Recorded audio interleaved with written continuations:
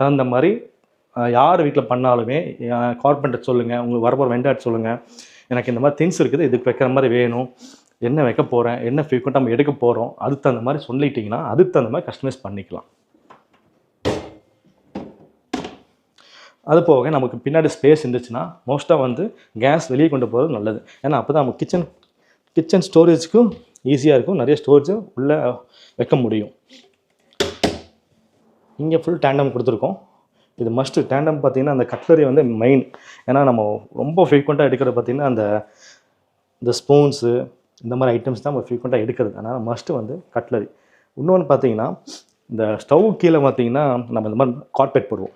மேட்டு carpet போடும்போது இந்த door open பண்ணும்போது இது மூவ் ஆகும் இல்லையா, அந்த டோர் மேட்டு டிஸ்டர்ப் ஆகாமல் இருக்க ஒரு 2 இன்ச் 3 இன்ச் மேலே தூக்கும்போது டஸ்ட் உள்ளே போகும்.